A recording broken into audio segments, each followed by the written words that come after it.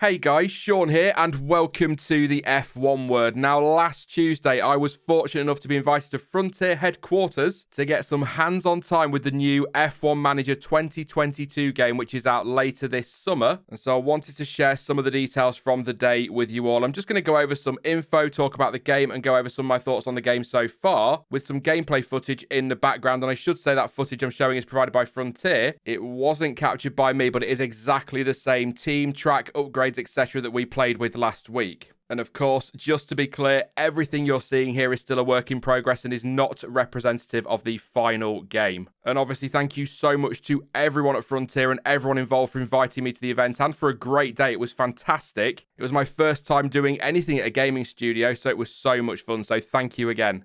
Anyway, let's start with the big news most of you are probably waiting for. And if you haven't seen already, we do now have an official release date. Oh yes, if you pre-order the digital version of F1 Manager 22, you will get 5 days of early access from August 25th. That obviously therefore means the game launches to everyone on August 30th on Xbox Series X and S, PlayStation 5, Xbox One, PlayStation 4, Steam, and the Epic Store. Okay, maybe it feels like a way off yet, but I think it's a smart move because it gives them time to make sure the game is as good as it can be and ready to go. And it actually leaves a pretty decent gap between the launch of the other F1 game and F1 Manager 22. As for the day itself, it was honestly so much fun. I was in the afternoon session alongside some other creators and we were shown a presentation of the game, including a first look at that new gameplay trailer. We were then taken to a room to play the game for a bit, and I can't remember for how long we played because I lost track of time, but I could have happily sat there for weeks just going through the menus. It really is that in-depth. As the footage shows, we played as Alpine team principal on the run-up to the Azerbaijan Grand Prix, where we got the opportunity to fit some new side pods and rear wings to both of our cars to try and give us a boost in Baku. And it was kind of nice to get the opportunity to see that feature in action, because I know a lot of people are going to enjoy upgrading their cars. I did have a go at trying to extend Oscar Piastri's contract and get him in a car for next season, but he rejected the offer because, well, I didn't offer him enough money because I'm just way too tight, apparently. He didn't say that, but other people have said it to me personally. The example Frontier sent is of them trying to sign Jack Doohan to replace Piastri, which is an interesting choice, but it gives you an idea of how it all works when it comes to contract negotiations and replacing drivers. Things like how much it costs to break contracts, etc. So good to see that.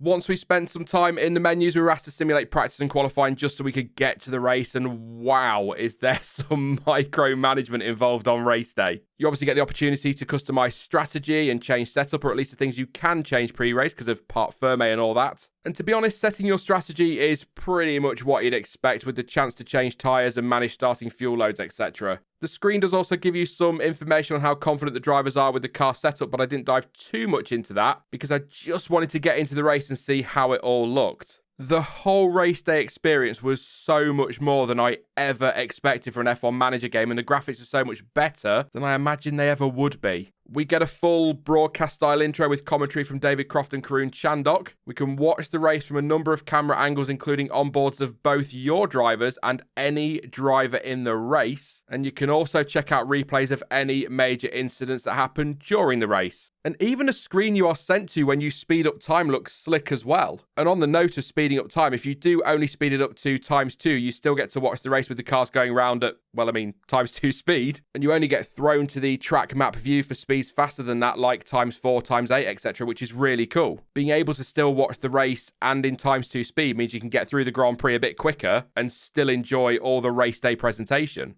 Once the race got underway, it was all about ERS and driver instructions, and I'm not kidding, if you're going to micromanage like me and like everybody else did that day, you are going to be busy pretty much all race. I am not going to go through all the options because I did that in a video a few weeks ago and you can probably see some of it in the B-roll in the background, but you can tell your drivers to be aggressive in how hard they push and ask them to use their ERS to overtake, defend and all of that business. Basically what you'd expect to see and what we see in real world races. Now, for me, that's all incredible, and I'm sure many of you will feel the same. But I do worry that might be a little bit much for more casual fans or casual gamers or people in general who just don't get enough time to play the game. And that's something I have raised with Frontier since the event. I'm just wondering if there is something they could do, like an assist, if you like, the kind of auto ERS feature we see in the Cody's games. It won't be for everybody, but it might just help those more casual gamers. And as I said a few weeks ago, when you issue the order, a real-world engineer comes over the radio and says something like, recharge on, and the driver responds with, copy that. And that's the actual driver's voices, by the way, which is just so immersive.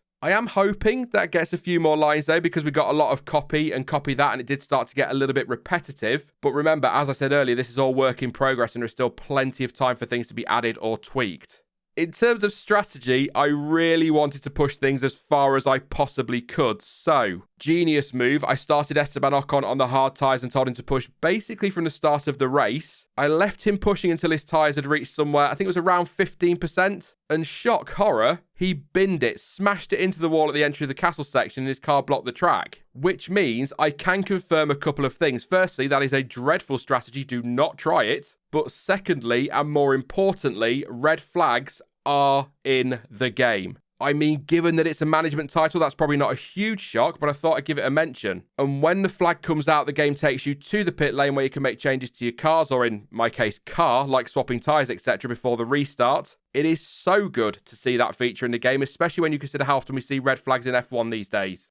There are a few things in the B-roll I want to pick up on, features, if you will. You can set your pre-race weekend targets for qualifying the race and hot streaks, which can earn you some extra cash, but it also can lose you money if you fail to hit them. So you've got kind of a bit of jeopardy in there when you're picking your targets, so you've got to be careful. For example, picking an Alpine 1-2 to try and get more money doesn't work, as I found out. In the driver scouting area, there is a list of some of the drivers available to sign, but long story short, it's the F2 and F3 grids, as well as official reserve drivers and obviously the official Formula One drivers. Now, he is listed as official reserve for a few teams, so I assume Stoff will be in there somewhere. But like an idiot, I totally forgot to check when playing, but you know he is the first signature I'm going for if he's in the game. He better be there. Frontier also showed off the pit crew ratings and how you can get your crew to train with more of a focus on specific areas like tyre changes, for example. But that will come at the cost of some more speed or performance elsewhere, so it might be slower to change a front wing, for example. As with everything in this game, it's all about finding that right balance, and it looks like it's going to be quite tricky to do.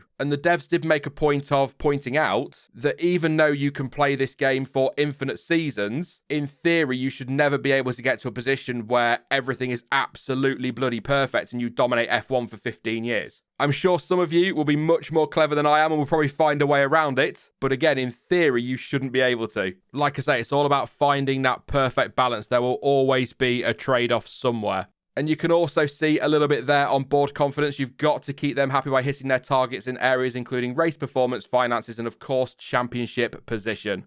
One thing I did want to mention super quickly before I summarise, once we'd finished with the game, we were taken to a recording studio to do some voice recording, where we were asked to react to certain events as if we were team mechanics, but without saying any actual words, which led to some very interesting noises from some people. I'm not going to name any names, but if they do use the audio, there is a moment of me shouting no, which might make it into the game. That was interesting. We'll see, of course. I'll be honest, initially it all felt a little bit silly, but it ended up being a hell of a lot of fun, and it was a nice little bonus to the day. We also got to ask a few questions and give some feedback to the devs, which was nice. And some of that I've mentioned in this video already. I will remind you as well, because we double checked with them, there will not be any creator team feature this year, and you will only be able to choose one of the 10 official teams to manage. And although they didn't say anything about future titles, I kind of do hope that's something that can be added to future releases of the game, because I know a lot of people love to create their own teams and take them onto championship glory. To wrap up all this waffle then, as I'm sure you've already worked out, I had an incredible day at Frontier, and to finally be able to get my hands on a fully licensed F1 manager game, even if just for an hour or however long it was absolutely awesome. I said to you in the other video a few weeks ago, it's been a long wait, about 2 decades I've been after a game like this. I know we have Motorsport Manager before you say it, but I mean fully licensed F1 management game. I've been waiting forever. The biggest surprise for me about the whole thing, though, was just how polished the game seemed to be already. Of course, there is still a lot of work to do, like ironing out some bugs and making some tweaks. For example, as I mentioned earlier, perhaps an auto ERS feature for more casual players, and adding a few more lines to driver radio if possible. But also things like replay seemed a little bit delayed, and all of us had an issue where the fuel was going up rather than down when trying to manage it. And we fed all of that back between us and more. But these are things developers expect at this stage, and I'm absolutely sure they will be able to fix them before launch. But overall, it looked great and played really well, considering we are still, more than 2.5 months out from launch? So that has just got me even more hyped about what this game is going to be like by the time we get our hands on it proper in August. It's looking so good so far. And just for anyone interested, I would like to play the game on the channel. I'm not sure how I'm going to do it yet, whether it'll be a mini-series, a full Let's Play, or whether I just stream it a couple of times a week. But I'll have a think about it. Let me know what you think as well, and I'll make a decision nearer the time. But anyway, that is it for this video, but you can let me know in the comment section if you plan on pre-ordering F1 Manager 22, and also, if you are going to grab the game, which team will you be starting with when the game launches? I'm tempted by a Williams or Aston Martin road to glory myself. Now, I will be back on Thursday with the Azerbaijan Grand Prix preview, but in the meantime, if you did enjoy this one, then please do leave a like, as it really does help the channel out, and don't forget to subscribe so you don't miss out on any future videos or streams. But as ever, thank you for watching. I've been Sean, this has been the F1 Word, and until next time, goodbye.